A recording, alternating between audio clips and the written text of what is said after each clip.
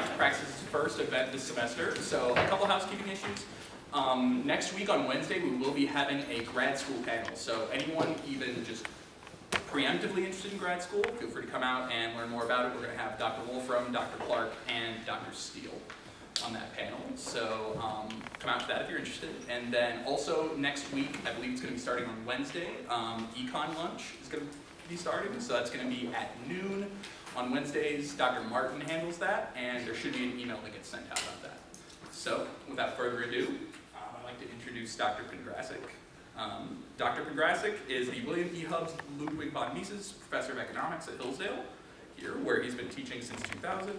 He received a Bachelor of Science degree in Aerospace Engineering from Purdue University in 1992, and his master's and doctorate degrees in economics from George Mason University in 1996 and 2004, respectively. Please join me in welcoming Dr. Pongracic.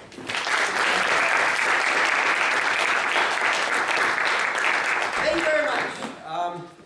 Wow, really good turnout. Thank you all for coming. A lot of my students. Really gluttons for punishment. Actually, I'm quite happy about the weather. It seems quite apropos for a horror story.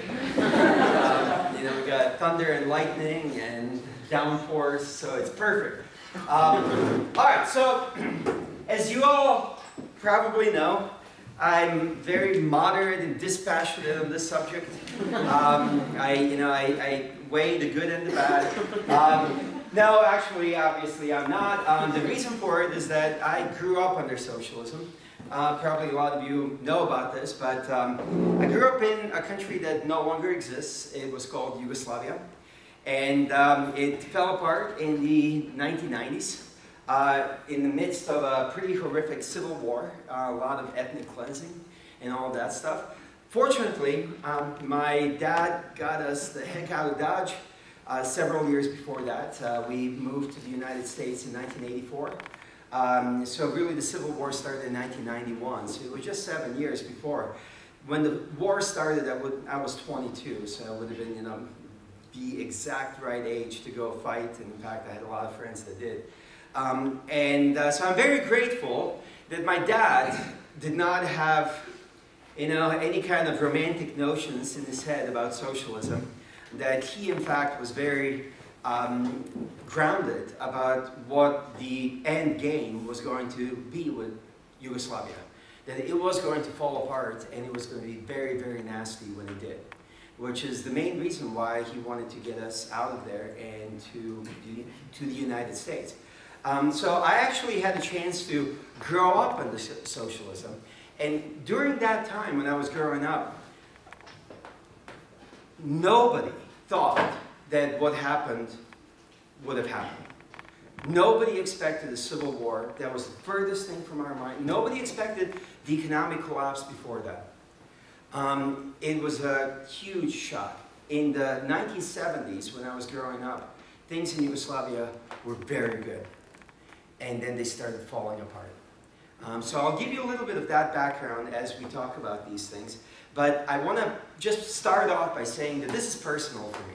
Right? This is not just this abstract thing that I've read about in history books. I actually lived it.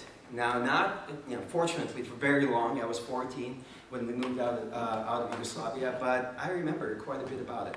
All right. So I want to start. Let's see. Okay. By just discussing your generation. I guess most of you here are probably right on the cusp between millennial generation and, I don't know, what's it called, Z generation or something. But a lot of people your age are holding particular views. You may have noticed that you probably do not find very much at Hillsdale College, but you do find pretty much at every other college and most other non-college places as well. Here are some numbers, and these are extremely alarming. Victims of Communism Memorial Foundation study from November of 2017, so less than a year, found that 58% of millennials would rather live under socialism, communism, or fascism than capitalism. And the way it breaks down, it's 44% prefer socialism, 42% prefer capitalism. 7% prefer communism, and 7% prefer fascism. You go like, what? what's happening there? How is this possible?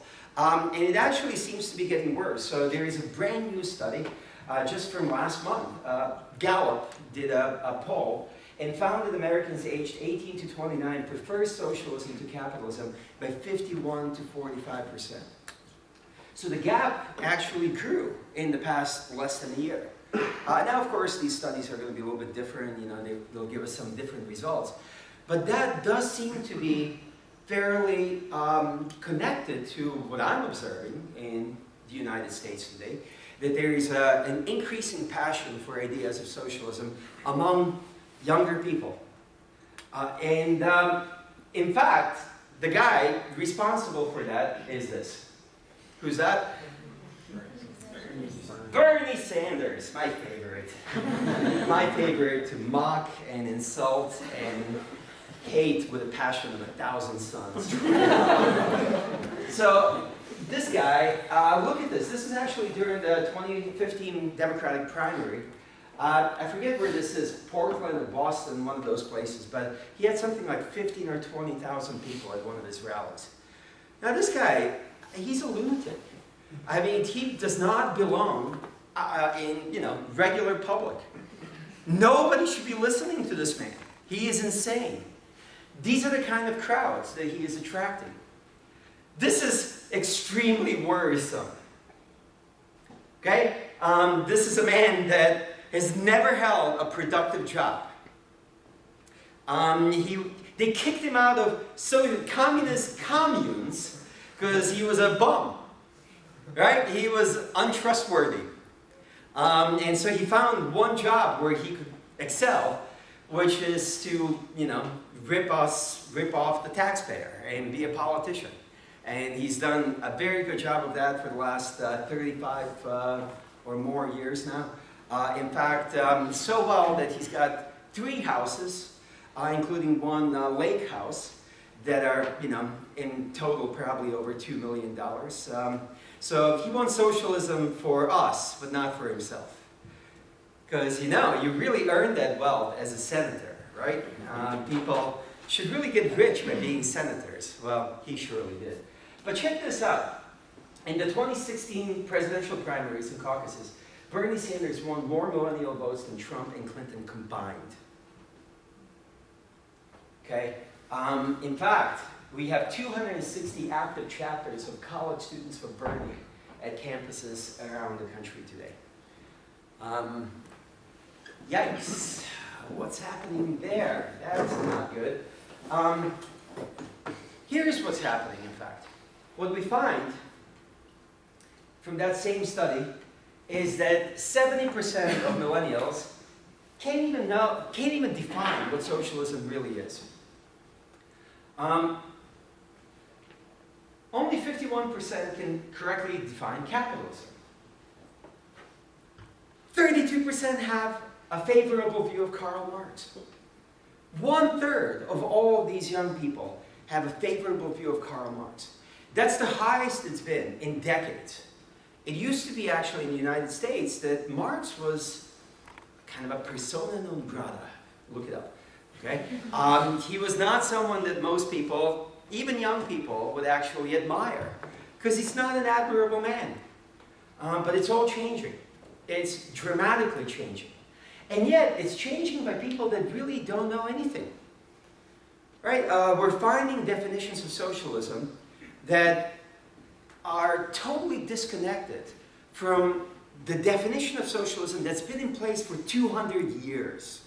Right? This is not, or more, this is not something that's up for redefining. Right? You can't just say, oh, I don't like that definition. We're going to assign a new meaning to this particular word. And that's exactly what Bernie's been doing. That's exactly what Alexandria Ocasio-Cortez has been doing. All of these, pardon my French, morons. Okay? And you have to wonder, actually, how much of this is sheer ignorance versus how much of it is actually intentional. That there is a particular agenda that's driving that. Right? So more on this. But let's talk a little bit about Karl Marx, because Karl Marx really has provided the blueprint for modern socialism. He is the guy. You cannot escape Marx if you are talking about socialism. Okay? So here he is. Doesn't he look nice? Such a kind man, like thieving Santa Claus, right? Something like that. This is the picture that a lot of people have of Karl Marx. I'm going to talk much more about him. Let's establish one thing, though. His ideas have brought about unparalleled death and destruction. This book came out in 1997. It was put together by several European historians, mostly French, one or two from Poland, and I can't remember where the other ones are from. The Black Book of Communism. And what it tried to do, it tried to add up all of the civilian deaths due to communist governments. Okay? The civilian deaths. And by the way, a lot of you are like, well, wait a minute. Now you're talking about communism. We're talking about socialism. I'll talk about that in a second here. But according to this book, anybody know what the total number of dead, civilian death in the 20th century at the hands of socialist/communist governments? Oh, come on. Yes? Like 40 million? Far, far too low. 250 million. Oh, far too high. Okay, we're getting closer. Yes? It's somewhere between 100 and 200. I guess It's about 100 million. Okay, so that's the best estimate. We don't know really because most of those deaths have not been actually recorded by the government. You know, it was just people that would disappear en masse.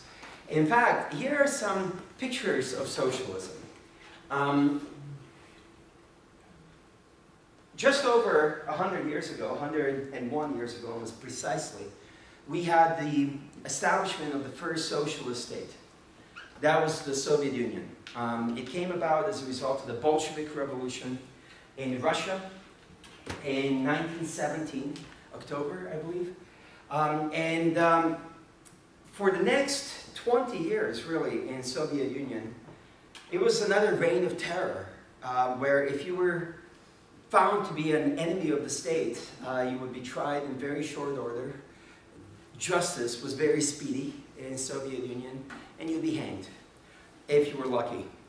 If you were unlucky, you'd disappear and engage in hard labor for a few years before you died from sheer misery, hunger, wearing out your body, cold, any of those things in Siberia. But people were dying left and right during that period of time because first Lenin and then Stalin were dedicated to ensuring that the socialist revolution was going to be successful. Anybody that voiced even the slightest doubt was going to have to be exterminated and put away. Anybody know what these are scenes from? I know Dr. Steele does, so this question does not pertain to him. Anybody else? Yeah? The Holodomor? Yeah, which is? That was, if I recall correctly, it was the starving of Ukrainians Yeah. under Soviet policy. Yeah. 1933, 1934. Stalin set out to starve to death much of the Ukrainian population. Why? Ukrainians back at that time in history were providing much of the food for Soviet Union. In fact, before the Bolshevik Revolution in 1917, they were providing quite a bit of food for Europe as a whole.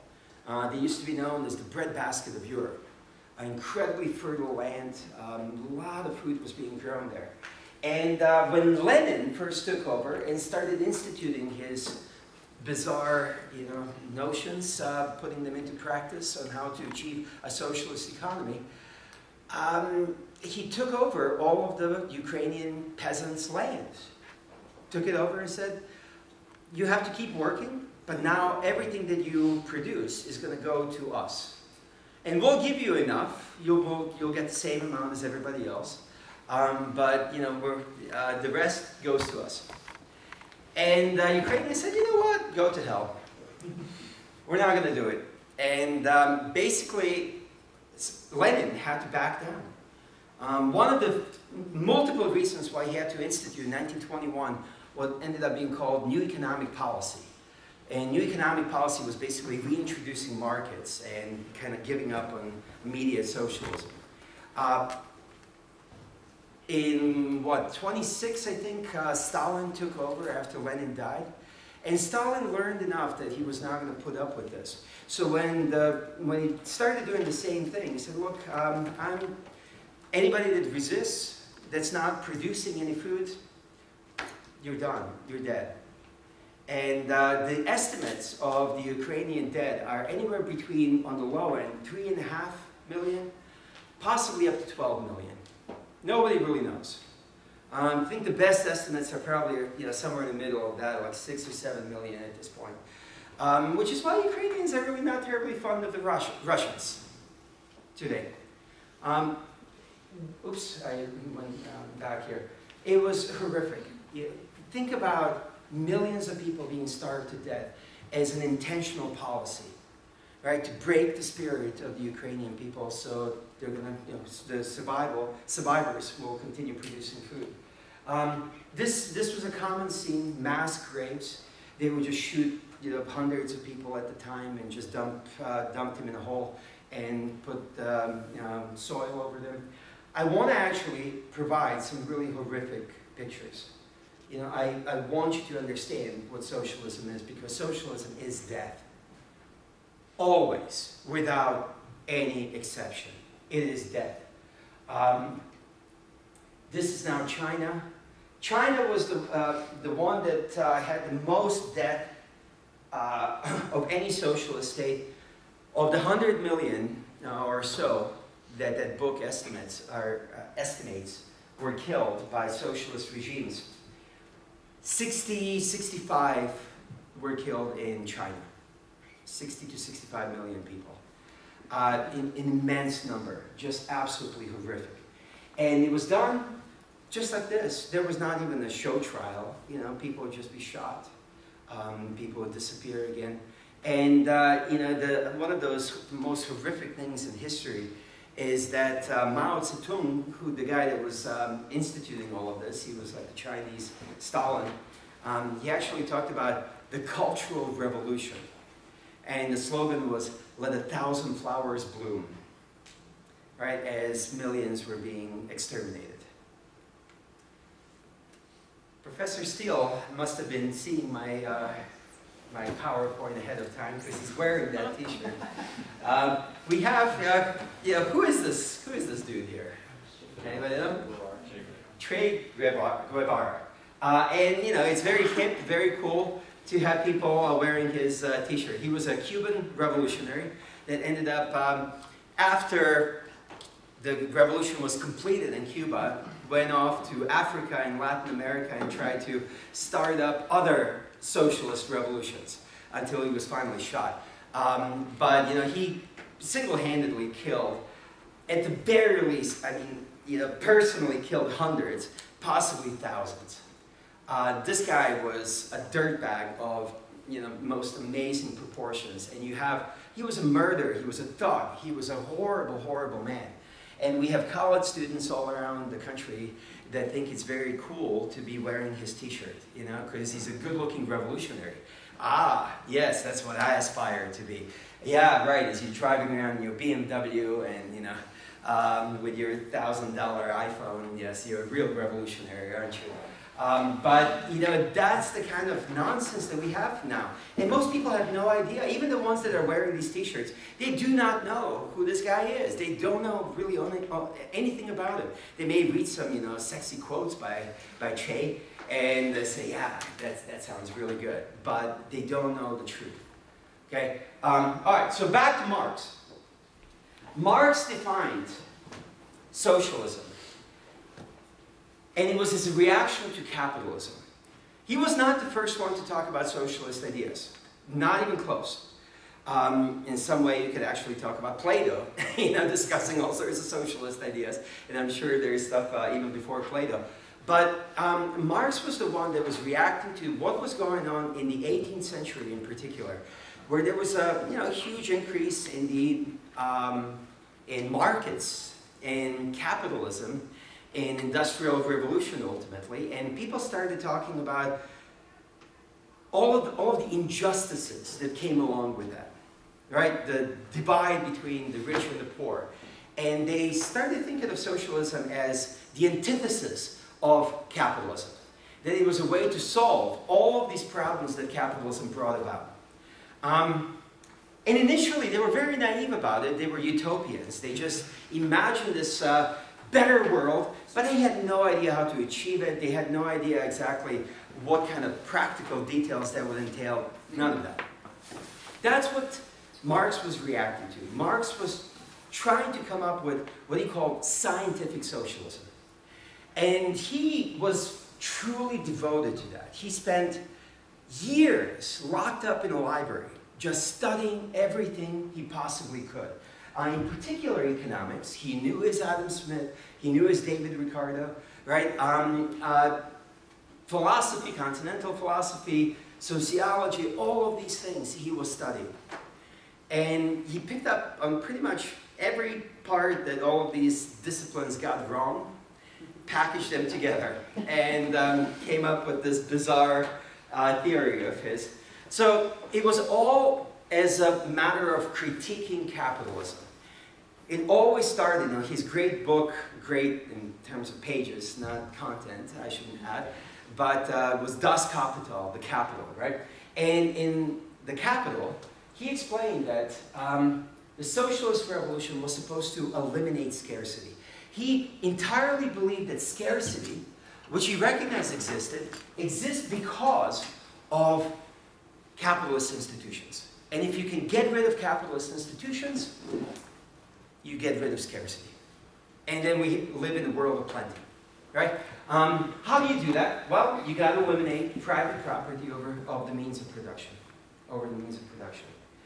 That's the key first step, right? Because as long as there is private property, and by the way, what he means by means of production is productive resources, right? Capital goods, things like that. Things that can be used to produce. As long as that's in private hands, the owners can use it to exploit the workers and to exploit the customers and the consumers. Okay? So that's the first step. The second step is to get rid of money. Really, exchanges of pretty much every kind have to go. Because exchanges, in Marx's mind, are always unequal. Right? In the sense that one party has power and can exploit the other party. So, he was writing before we fully understood in economics subjective theory of value. So he picked up on labor theory of value from Smith and Ricardo and all these guys, and really built this whole thing from that. That, you have objective values to exchanges, and therefore one party is going to be worse off, the other party is going to be better off. So if you get rid of both of those, you get rid of scarcity. What the socialist state would then do is allocate resources for use rather than exchange. And if you do that, you eliminate the need to make profit, and scarcity is gone. Right? So if we can just put the means of production into the hands of government, we're going to be able to produce for use rather than for exchange. And government's not going to need to make profit. So therefore, we can now have a much more just and better society. This has to be done by the government, right? Government has to own the society's means of production, the capital goods. This is the definition of socialism.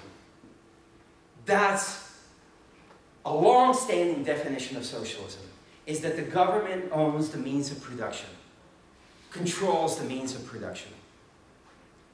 Okay, this is not up for debate. There are a lot of young wannabe socialists out there that are saying socialism means abolishing ICE, immigration and what does C stand for? What is it?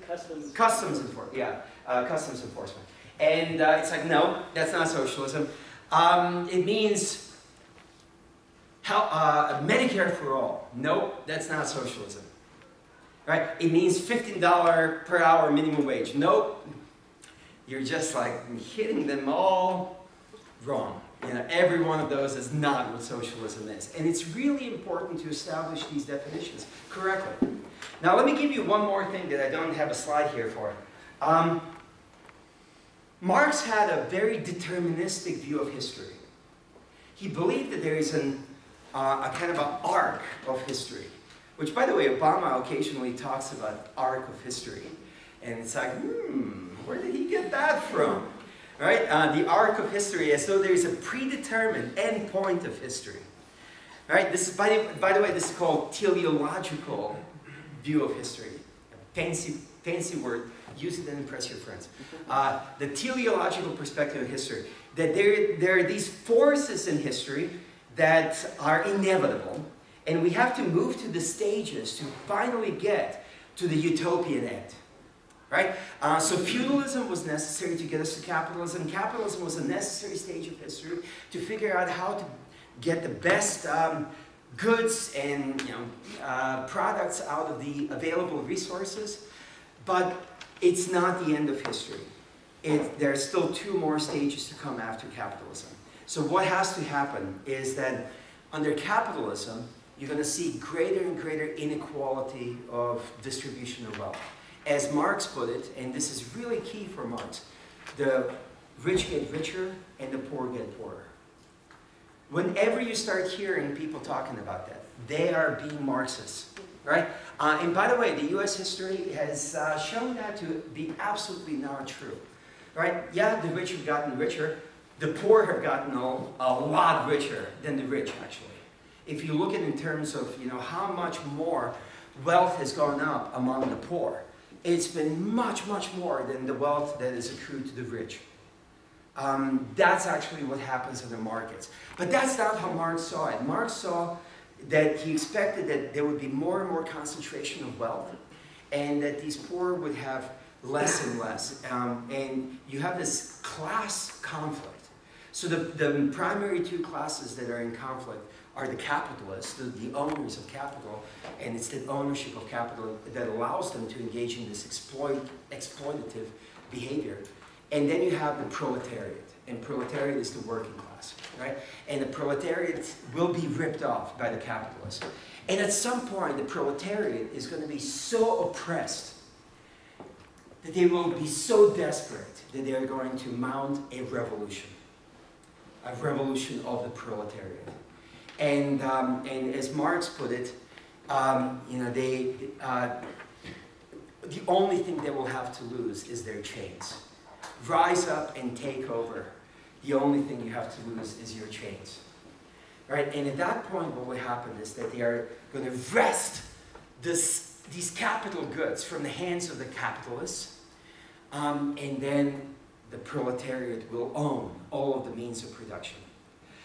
The problem, though, is that the proletariat, having lived for hundreds of years under these highly exploitative institutions of capitalism, they do not fully have the proper class consciousness, as Marx put it.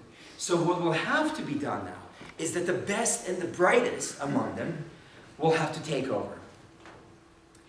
And they are going to determine how they're going to act on behalf of the proletariat. How will they do that? Through the omnipotent government. Now we have the government that is completely in control, and that in fact is telling everybody what to do in order to achieve the most just society. This is what socialism was to Marx. Socialism was the next stage after capitalism. It was the inevitable stage that was going to be reached because of these aspects of capitalism that are just unavoidable. That the rich will get richer and the poor will get poorer.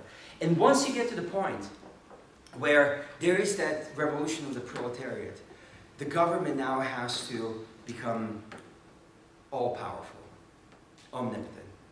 Right? You will have a period of what Marx referred to as the dictatorship of the proletariat, which is quite, what we would now say Orwellian, because it's not the proletariat that's in charge. It's in fact a small group of people wielding this all-powerful government in a way that they think is best, but not necessarily in the way that the proletariat thinks it's best.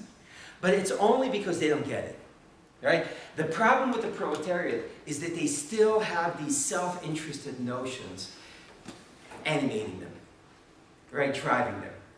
What has to happen in the socialist stage of history is that the omnipotent government will re-educate and ultimately change the way humans are.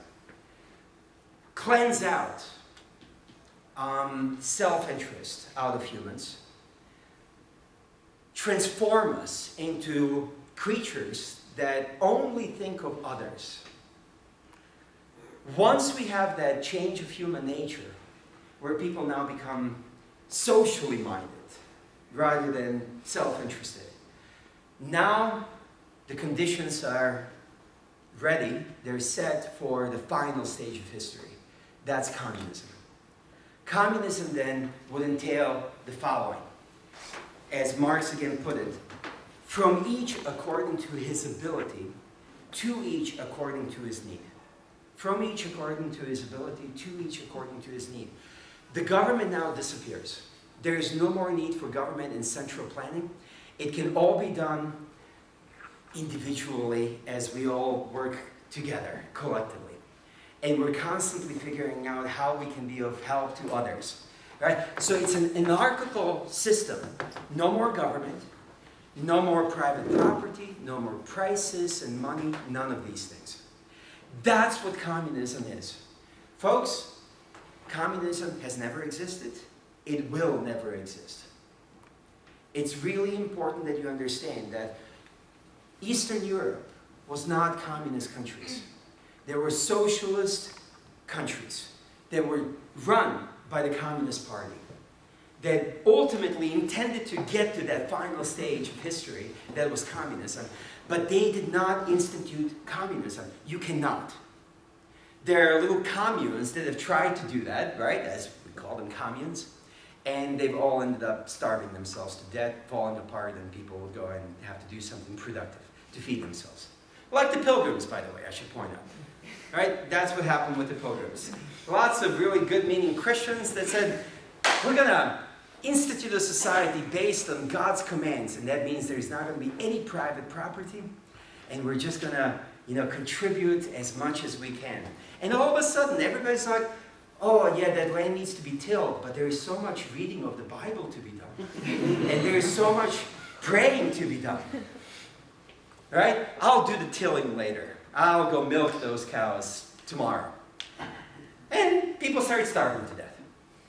And as soon as they actually instituted private property, lo and behold, God has provided. Funny how that works. So I'll abstain from further comment on that particular story. But that's the thing you have to understand. Communist economic system means there's no government, but there's also no private property.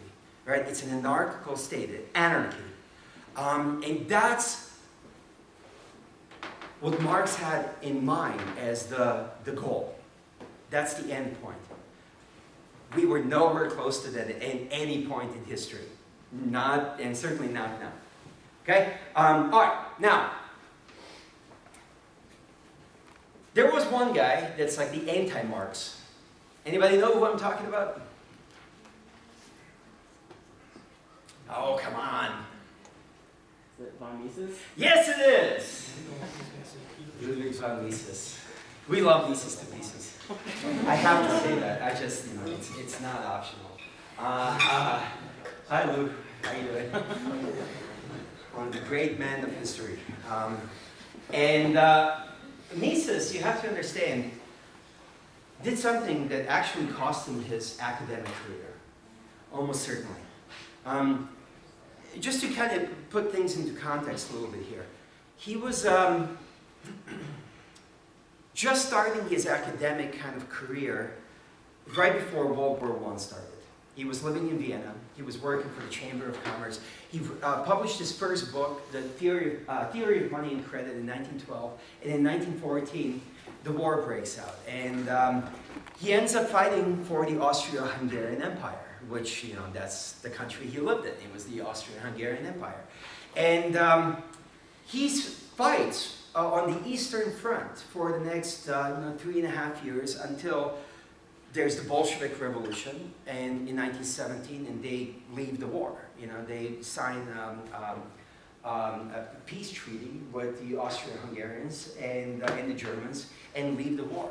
Now, Mises is actually fighting tooth and nail in this war. In fact, he was decorated for bravery under fire 3 times. Okay? And he kind of becomes an officer and then ultimately actually is in charge of certain economic issues on the Eastern Front, you know, in Ukraine and some of those places. And so when the war turns out badly for the Austro-Hungarian Empire and the Germans, the Austro-Hungarian Empire is broken up, right? And in Vienna is now in Austria, and Austria is a much, much smaller state, right? And that's where Mises is living. So you have to understand that at that point, most people expected that with the ushering of the first socialist state in Russia, that the others are going to start falling like dominoes, right? That the others, because in fact Marx expected that socialism would come to most mature capitalist economies first. And whatever Russia was, it was no mature capitalist economy. It was barely capitalist. It was mostly feudalistic still. Okay, so it was weird, and you know, Lenin gave all sorts of excuses for why Russia is the first socialist state, why Marx was wrong, right? But meanwhile, people expected that Germany, France, Britain, that they would all start turning socialist, and the same for Austria. And there were multiple attempts at instituting, at starting up a revolution of the proletariat in Austria itself. And Mises was observing all of this. It was total chaos after the war. People were starving, you know, it was just destruction everywhere. What Mises was then drawn to do is to write in 1920 this article, which is, you know, a remarkable article called Economic Calculation in the Socialist Commonwealth. And in 1920, this is before Lenin actually had a chance to really institute a socialist system yet. There was a civil war that happened there from 1917 until 1921 that we now call war communism. But so Mises was not just commenting on world events. Mises was responding to what does economic theory tell us will happen if we institute a socialist economic system. Right? It was a matter of logic, of applying what we know about economics. And, oops, that's not what I meant to do. No. Good, okay. What he ended up concluding in this article is that what he called rational economic calculation is impossible under socialism. What he predicted in 1920, that socialist societies, economies, are going to fall apart. They will come to an end. In 1920, less than 3 years after the founding of the Soviet Union.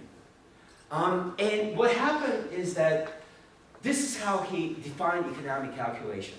Ability to allocate scarce capital resources among competing ends by assessing past results and expected future outcomes. So what Mises is saying is that how do we know what to do and how to do it? That's all he's saying. What do we do and how do we do it? We have these resources at our disposal. How does anyone know the proper way to use these resources? That's the main question, you see? And to Mises, this is the purpose of the price system, through which businessmen calculate profits and losses. It's that price system that provides guidance on what needs to be done and how it needs to be done. Okay? So he explains it that, that this can only be done if you actually have private property and free market exchange. And think about what socialism is. You have no private property over capital goods.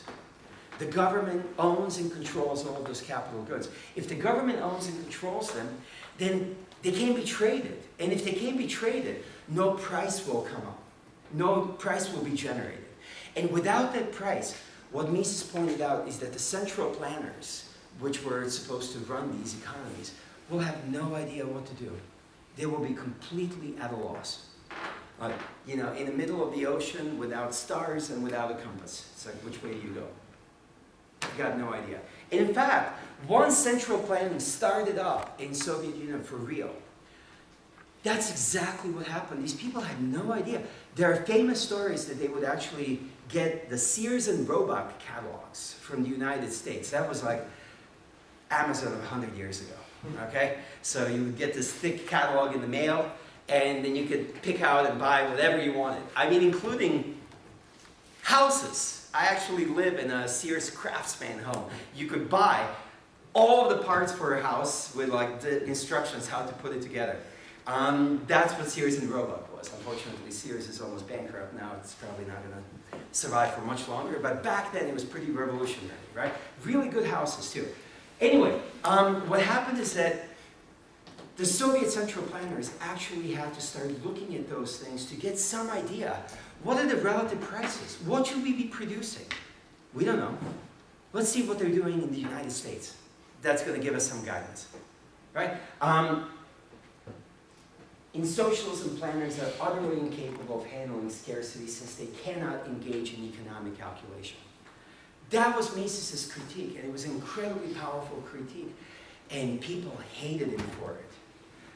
He never had a full academic position in Vienna. He had a full academic position while he was in Switzerland from 1934 until 1940, just those 6 years. When he moved to the United States in 1940, he was only ever an adjunct professor at New York University. Now, who knows why? You know, there are other explanations, but I have a pretty good gut feeling that it had to do with this article, because all intellectuals, as they always are, were socialists. They think that they should be in charge of everything, and how unfair that these primitive entrepreneurs who don't know anything about culture and anything about finer things in life are the ones that are actually so wealthy and running everything, when the intellectuals, see, he's one of them, it's like, I can't stand this anymore. That, you know, they want to be in charge, you know, play those philosopher kings. And it seems totally unjust that they're not. Which, by the way, once socialism is brought about, they're never the ones in charge either. Right? Stalin ends up being in charge, or Mao Zedong, these savages, and that's a kind term for them. So, Mises' point, just to push it a little bit further, is that these freely adjusting market prices are kind of like guideposts in the changing world. You've got to have these prices to discover what should be done. What do consumers actually want? Right? That is communicated through prices. In a market system, you will have private owners that will have to speculate responsibly because they are the owners. They will benefit or lose personally. And they respond to the changes in prices to speculate responsibly. So that's how we discover what should be done. Prices act as that compass in a market economy, right? In order to have rational economic decision-making, sensible speculation. Hayek added to this. So Hayek, of course, is one of Mises' students, not directly, but indirectly. And actually, Mises really figured out very early on that Hayek is a brilliant guy, and went out of his way to help Hayek out. You know, made it possible for Hayek to spend a year in the United States to study econometrics, which both of them were very excited about, the possibilities of econometrics, okay? Some of you will get the irony in that. Hayek returned, and they came to the conclusion that it's probably not very useful. So, you know, that's kind of in the Austrian line ever since. But he spent a year in the US. When he returned to Austria, Mises basically founded an entire institute so Hayek would have something to do. Right? So Hayek spent the first 10 years of his research career basically working on the capital theory and Austrian business cycle theory, which Mises had started, or Mises had been very important in his contributions to that stuff. But in the mid-1930s, Hayek actually started explaining, adding to Mises's critique of socialism.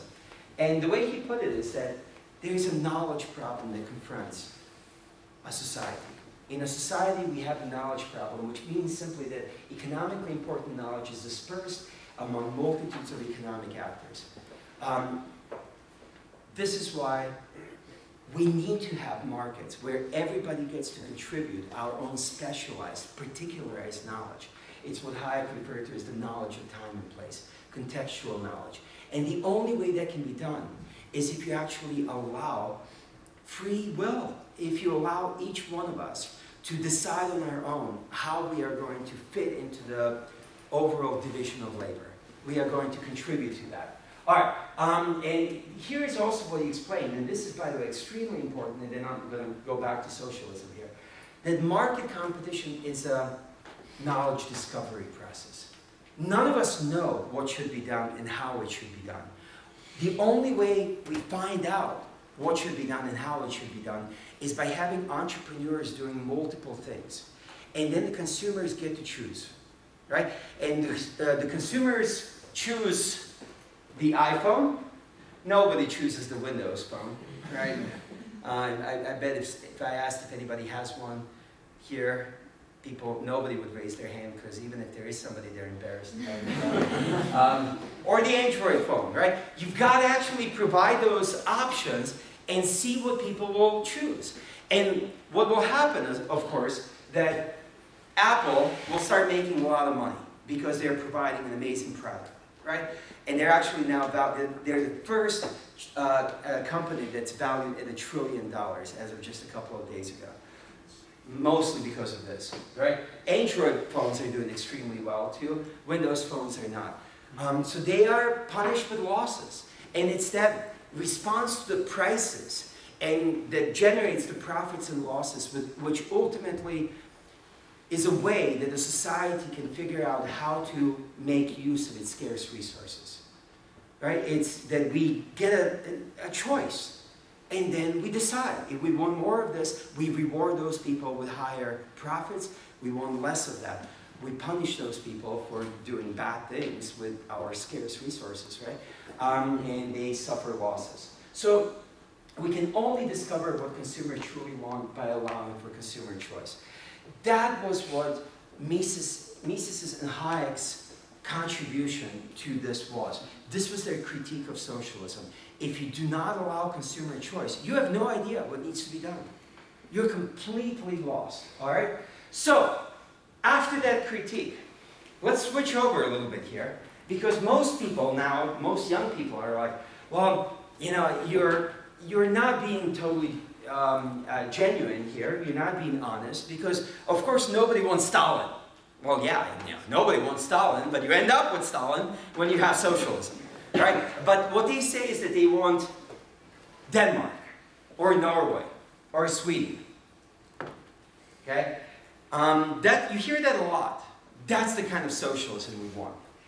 And this shows actually either what I was talking about, that willful ignorance, or possibly some ulterior motive to get people to buy into this notion of socialism, which is not actually true. All right? Here's the thing about socialism. Democratic socialism is not the same thing as social democracy, right? So all of these Bernie bros, right? They're like, oh no, we want democratic socialism. By the way, I'll say this about democratic socialism. So I briefly spoke about Yugoslavia, right? It's important for you guys to understand that Yugoslavia, while a socialist country, had its own version of socialism. It was called worker self-management. This is something that was instituted in the 1950s, where the workers that were working in a particular factory or particular company would decide how they were going to use the resources at their disposal. There wasn't this central planning that we have in Eastern Europe and Soviet Union and all of these other countries. Instead, it's kind of a democratic approach. If Bernie knew anything at all, he would actually know that Yugoslavia is very close to what he's talking about. Democratic socialism, where people are in charge. Well, that is actually what happened in Yugoslavia. The people were in charge.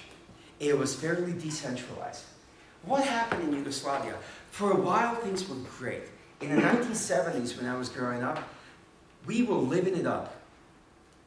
Very high standard of living. We were actually allowed to go to anywhere we wanted. We could emigrate. I had an aunt that ended up moving to Germany, West Germany. I had an uncle that moved to Canada. We could go shopping to Austria and Italy, which were, right there. Yugoslavia shared borders with both Italy and Austria. And we would just go for daily trips. I'd buy my Legos. And then a little bit later on, my Beatles albums, and a little bit later on my AC/DC and Iron Maiden albums, that kind of stuff. And so it was really good. Except that it all came to an end. Socialism always does. Here's how it came to an end. We lived it up in the 1970s because we were getting a ton of money from the World Bank and the International Monetary Fund. When the great communist leader of Yugoslavia died in 1980, all of these places said, we want our money back. And all of a sudden, it wasn't so good anymore. And actually, as I turned about 11 or 12, we started seeing shortages. And I remember there were shortages for detergent, milk, coffee, several other items. And who do you think, shortages always come with lines, of course. Who do you think they sent to wait in those lines? I still have a deep aversion to lines. No matter what's at the end of that line, I ain't standing in that damn line.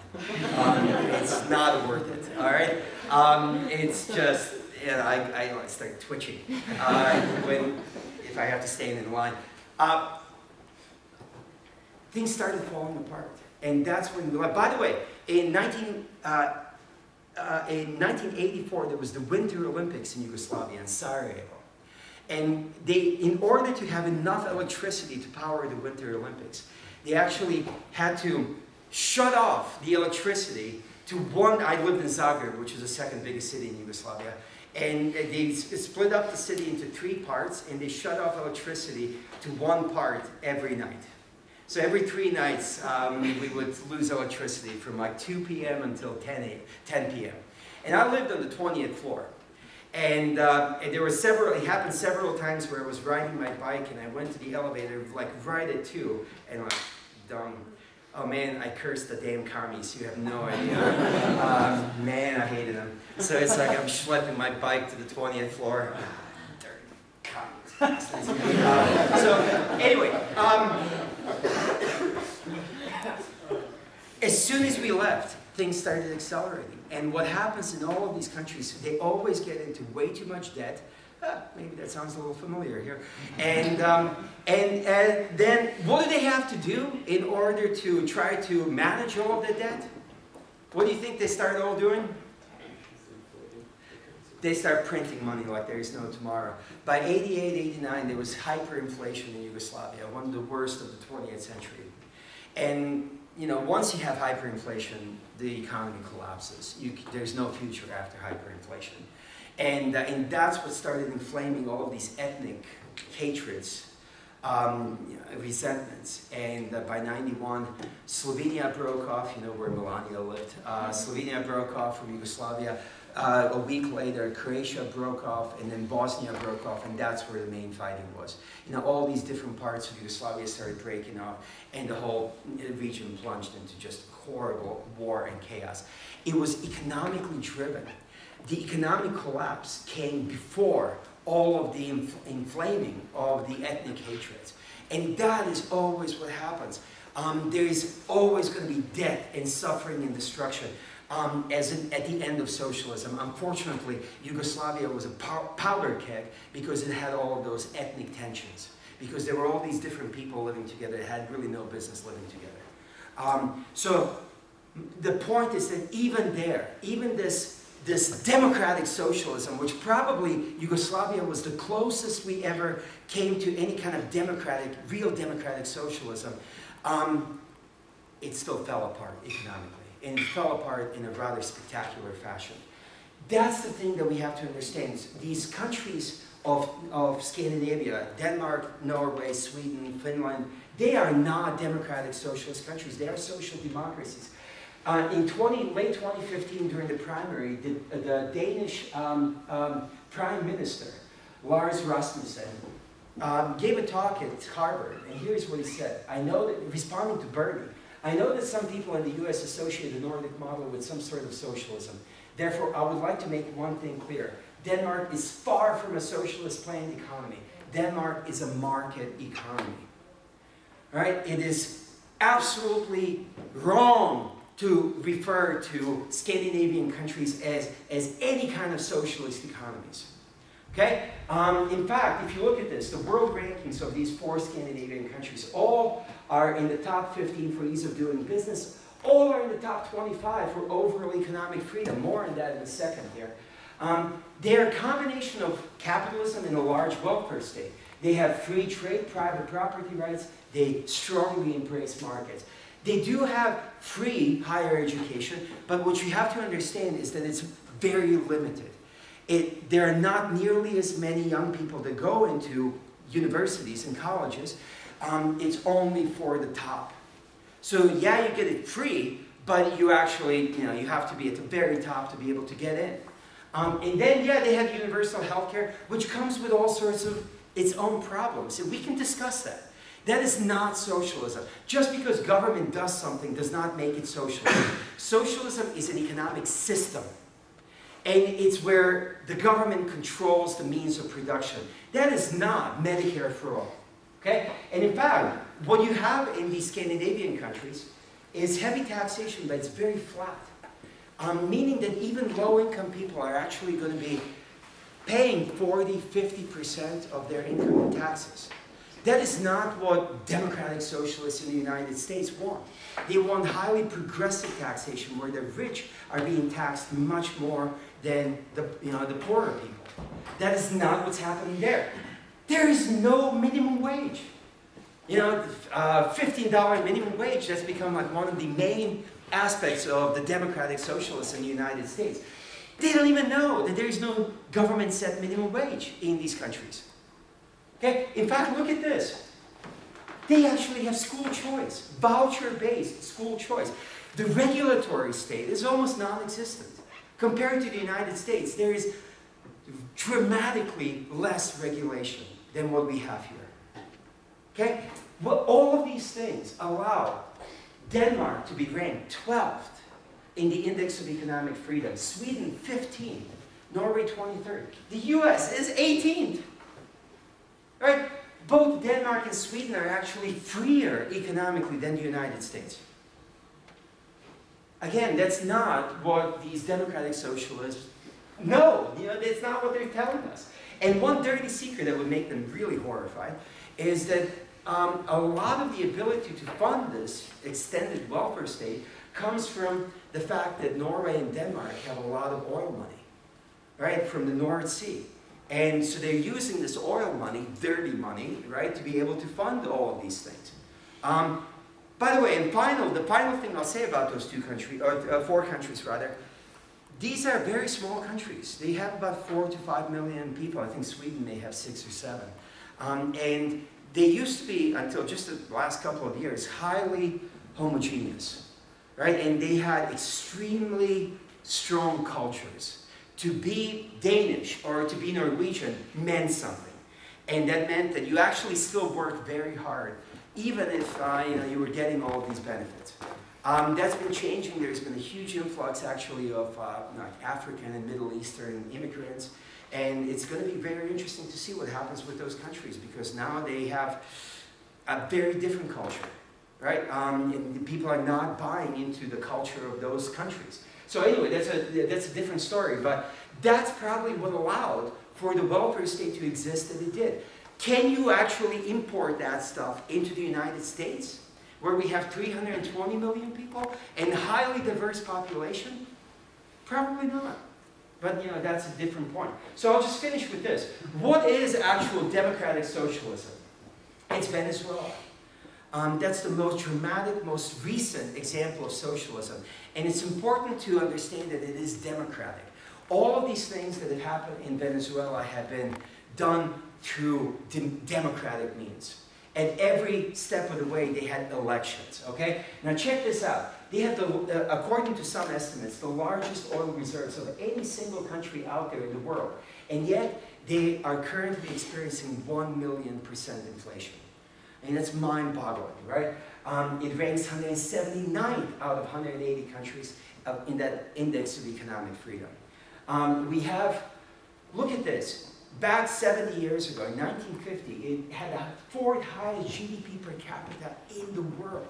It was by far the wealthiest country in Latin America. Right? People were living it up there. It utilized strong property rights, oil, economic freedom. It's an equatorial country. It has everything. It's beautiful. It really takes socialism to destroy something like that. Right? Nobody else was capable of doing it. In 1958, you got this ex-communist who was democratically elected and promised to nationalize the oil industry to finance a welfare state. That was the beginning of the end, right? It's always like, oh, we're going to nationalize this and nationalize that. We're going to usher in this, bring in the socialism to take care of the poor. In 1975, it finally happened with the oil industry. Started seeing massive welfare spending, huge fiscal deficits, and rampant corruption. In Scandinavian countries, corruption, they're actually among the least corrupt governments in the world. We actually have measures of those things, and it's always the Scandinavian countries that are at the very top. You can't do that in Latin America. It's just not exportable, right? In 1998, Hugo Chavez was democratically elected. Look at this. In 1998, 48% were in households lived in poverty when Chavez came to power.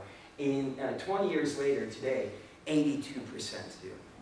As you try to usher in paradise on earth and take care of the poor, what you end up inevitably doing is expanding the misery manyfold, right? Exponentially. And let me just quickly go through this. We have massive social unrest, protests. Look at just this part right here. Hundreds of reports of torture, including electric shocks, pepper gas, and dousing protesters in gasoline while threatening to ignite them to force signing of false confessions. Over 75% of the population lost an average of 24 pounds. You are seeing people that are actually now amassed at borders just to be able to cross over into adjoining countries to get some food, and then they have to return back. I mean, this is happening by tens of thousands, possibly even hundreds of thousands, every day today. Right? I know this is a whole lot of stuff. I mean, I'll just say that it's a complete breakdown of economic and social order there. People are starving, they're killing zoo animals in order to be able to feed themselves. Whenever they see a truck that they think is a supply truck, they actually will circle it and strip it, hoping that it's got some food in there. Shelves are empty. People are desperate. If you actually bring a country that wealthy to that level of poverty and destruction through socialism, democratic socialism, how can you possibly believe that there will ever be a different outcome? How can anybody ever possibly say that any attempt at socialism will lead to success when we have done it many times over the past 100 years? And it's always, always failed. And not just a little. It's failed spectacularly, leading to thousands, if not millions of people dead. Right? That is what socialism, democratic or otherwise, inevitably brings about. So, that's all I've got to say. I've gone a little bit over time. Maybe we can just take 5 minutes. People are laughing, I know. That's my usual style. But maybe I can just take 5 minutes of questions. If you need to go, of course, please feel free to leave. But I will take any questions, any critiques. If you say, you're full of it, man, socialism is the way. It's the way forward. I'll be happy to listen. Yes? This might seem kind of academic, but I've seen arguments claiming that Venezuela is not real socialism. Well, they always say that, and then right? state capitalism. Okay, what do you think about that? I mean, it just, well, yeah, industries are now. Yeah, but it's not just oil, it's all industries that were gradually nationalized. And at this point, I'm sorry? I remember hearing about farmlands being seized all over the country. Yeah. And there's a ton of stuff being. Farmland, any aspect of energy, any aspect of any kind of larger production has been taken over by the state. So I don't know what the hell state capitalism means. I mean, that's ridiculous. That's a stupid notion. And it's people that are trying to actively cover up the best evidence that what they want is not going to work. So they're making up terms in order to try to confuse people, right? I mean, it's a ludicrous statement. They said the same thing about Soviet Union, that that's not real socialism because you ended up with Stalin, and Stalin was a total jerk, right? Well, it's like, Hayek talked about in The Road to Serfdom, he said, he had a chapter called Why the Worst Get on Top. When you have that much power that is hanging there, right? Who's going to get that power? It's going to be the most unscrupulous people that will do whatever it takes to get that power. That always happens in their socialism. And they're like, no, we need to have good people in charge. It's just we've been so unfortunate that it's never been the right people that have been in charge. It's like, well, duh. Yeah, that's inevitably what's going to happen. Yeah. So you mentioned that universal healthcare wasn't socialism. Right. That's welfare state. Okay. It's a welfare state idea, yes. Okay, so how would we go about combating the idea that some socialistic, like leaning towards that ideal, are also bad? So, okay, the important point to understand here is that socialism is an economic system. Just because government does something doesn't make it socialism, right? Adam Smith, John Stuart Mill, Mises, Hayek, we're all classical liberals. They had a role for the government, right? Would you tell these guys, so you believed in a little bit of socialism? I don't know, it's absurd, it's ridiculous, right? Just because you're not an anarchist, right? If you believe in limited government, doesn't mean that you believe in some socialism. It's just understanding that there is a proper purpose to government, right? Now, the question then is not whether a little bit of socialism is good, but rather what you have to debate is it the proper domain of markets or the government to actually try to provide these services?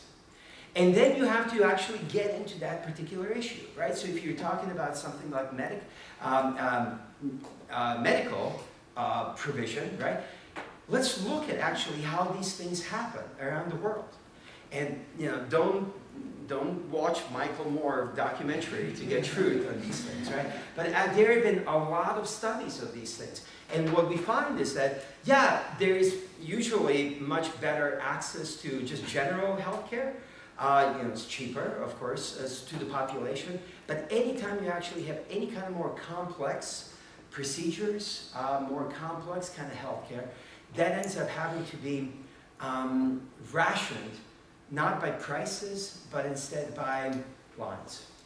So what you find is that pretty much every country that has socialized healthcare will have very long wait lists for any kind of a more complicated procedure or surgery.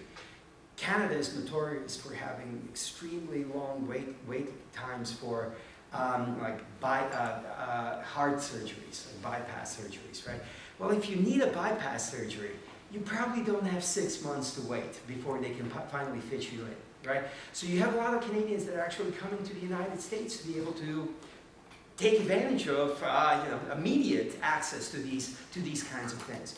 So what you have is that the socialized healthcare systems have had this kind of like a safety valve, right? Where people, of course, if they have money, they can come to the United States and they can pay for that stuff, and they don't have to worry about that in their own countries, right?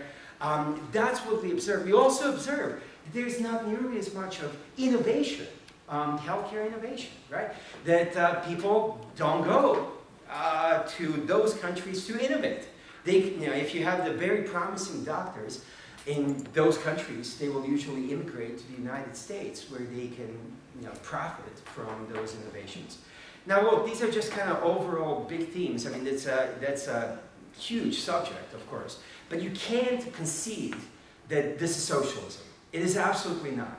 And then we can just talk about this particular provision of these goods. Is it a welfare state? Would a welfare state provision of it be good or not?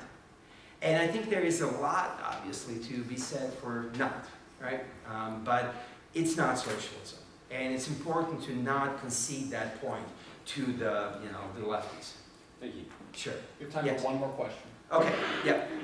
This might be a little off topic, but what are your takeaways from China's sort of attempts to like subsidize and leverage? Because I realize they're not technically socialist; they have a capitalist state, Yeah. but they've been like the government's sort of been doing a lot with the economy. Yeah. What do you kind of predict will happen? I don't know. What are your takeaways from that?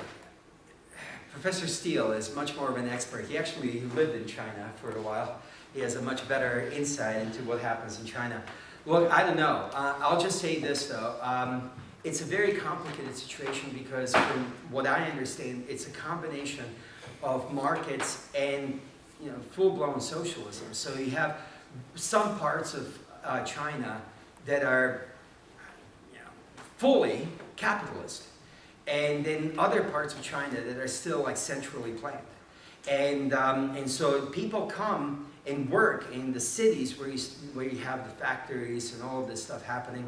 The countryside is incredibly poor still, which is where you don't have the markets, where you still have socialism.